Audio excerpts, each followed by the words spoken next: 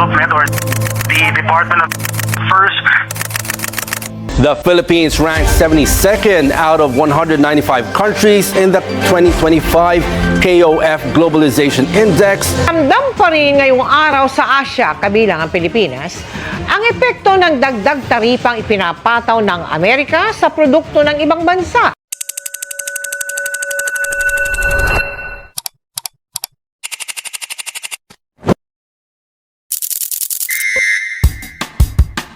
Have you ever wondered where your clothes, your food, or even the apps you use every day come from? Today, people from different countries are more connected than ever. For example, a product designed in one country can be made in another and sold to people thousands of miles away. With just a few clicks on our phones, we can easily communicate with friends, learn some new ideas, and access new information from different parts of the world. This growing connection between countries is called globalization. Globalization is the process by which ideas, knowledge, information, goods, and services is spread around the world. This is how the countries, businesses, cultures, and governments can be dependent on one another through trade, technology, communication, and transportation. It allows services, goods, information, and ideas to move from one country to another easily. One example of globalization is the food that we normally eat every day. Fruits, for example, that planted and grown in one country can be shipped and sold in another country. The clothes we wear may be designed in one place, manufactured in another, and purchased it somewhere else. Even the videos we watch and the ideas that we share online can reach millions of people around the world in just seconds. Globalization also connects people. For example, high students can attend classes internationally, businesses can work with their business partners across different countries, and families can still stay connected through video calls and chats no matter where they are in the world. Because of globalization, people, goods, and ideas can easily move across the world every day, creating an opportunity for cooperation, innovation, and cultural exchange. But how did the globalization we have today begin? And how did the world become disconnected? To better understand the globalization today, let us first look at its history and how connections between countries started. Today, we live in a completely connected global economy. But this didn't happen overnight.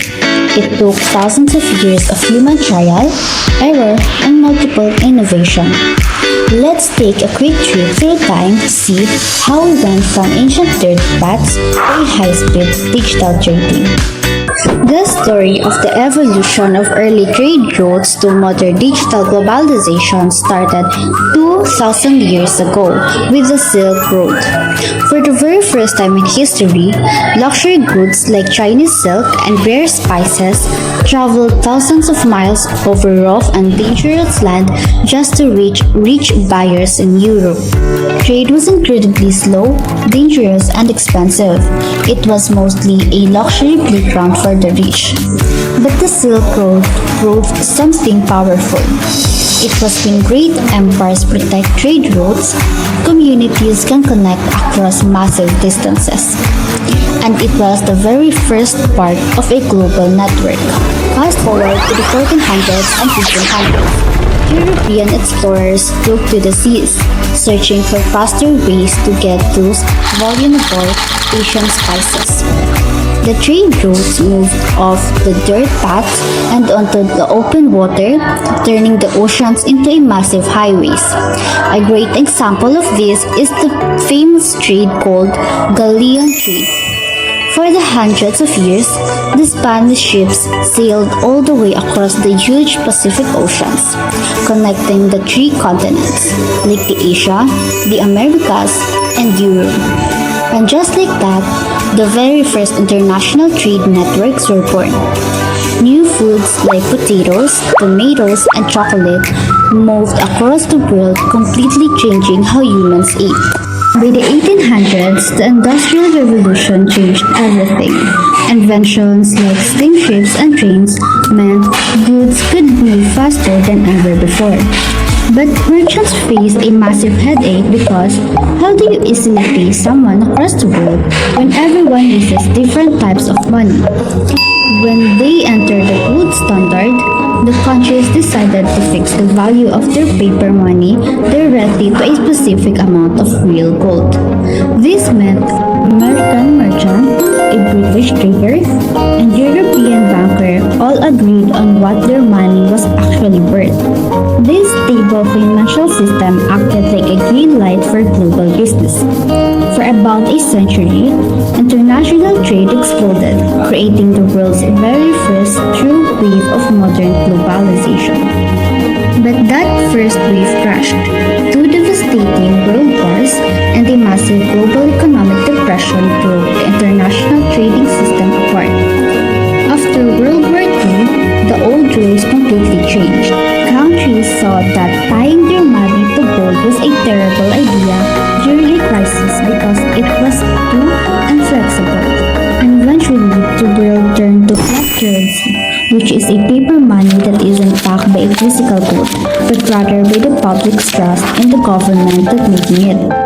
The fiat currency gave countries the freedom to adjust their own economies on the fly, that make easier trade deals, and build global networks to keep global trade moving smoothly. And later on, this brings us to the present day, where the technology makes everything simpler and convenient. While the past was built on a massive ships, trains, and golds, today's world is built on the internet. In this digital time, it proved that distance doesn't matter in doing something you want and you love to. We went from slowly trading bare goods across oceans to living in a fast digital world. The ways we trade will always evolve, but our need to connect with the go is here to stay. To learn more about this topic, we conducted an interview with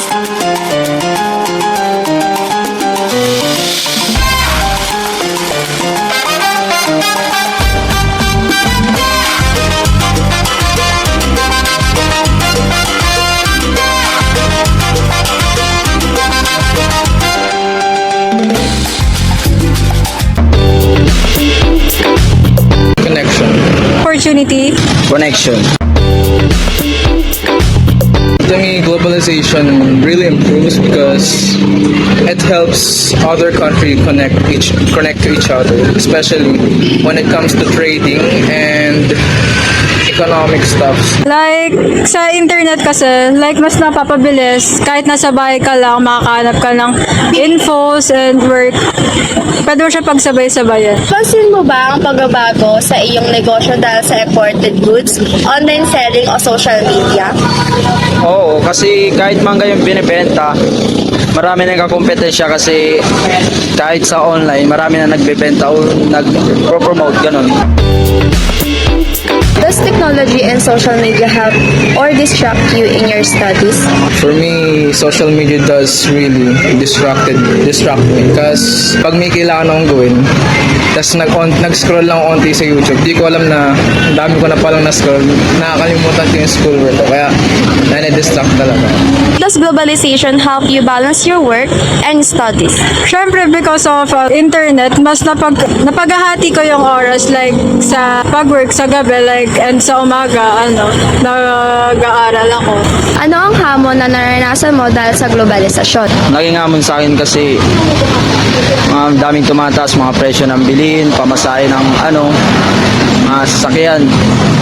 Dumadami rin taon, daming mga naglalako dyan. Nahuhuli na tayo. Challenges. Siguro siya, like, pakikipag-socialize. Nahirapan ako kumonek sa tao. Hindi lahat may equal opportunities kasi hindi lahat may skills. Do you think globalizations give equal opportunities to everyone? Why or why not? Hindi lahat may access sa gadgets and hindi lahat may skills to do such thing sa work and sa pag-aaral. Mo ba ay nagbibigay ng pantay na oportunidad ang globalisasyon sa lahat? Bakit o bakit hindi? Hindi po kasi hindi lahat merong access, teknolohiya, at saka edukasyon. Kasi meron pang mas nakikinabang. Maraming salamat po, Sir Christopher, sa pagbibigay ng kontak sa amin. One current issue connected to globalization is environmental damage and inequality. Because countries are connected through trade, business, and technology, many companies build factories and industries in developing countries to produce goods faster and cheaper. While this creates jobs and economic growth, it can also harm the environment and increase the gap between rich and poor people. This issue is connected to globalization because globalization allows products, businesses, and resources to move across borders easily.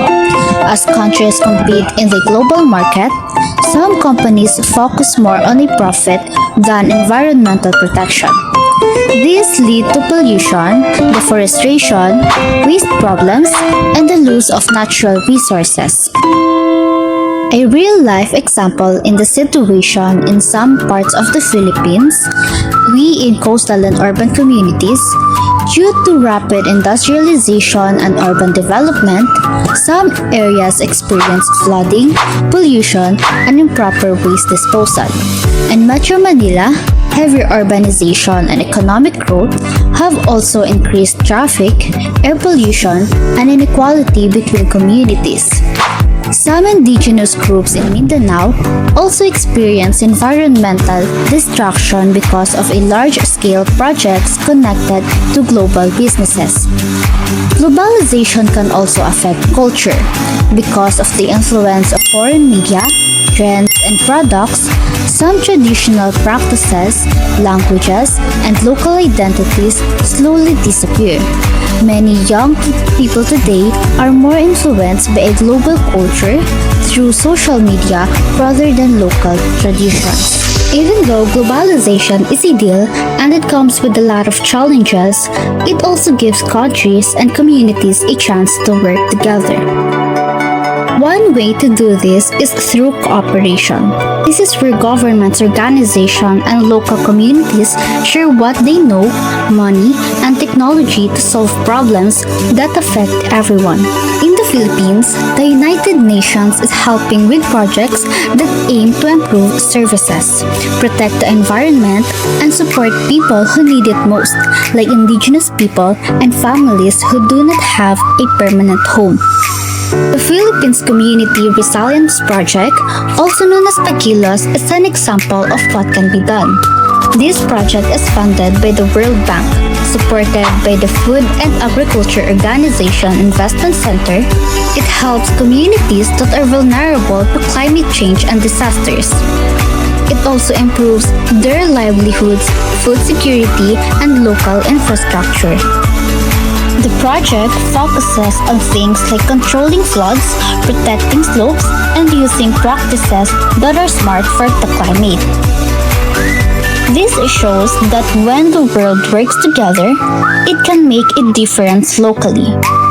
What happens locally is also important.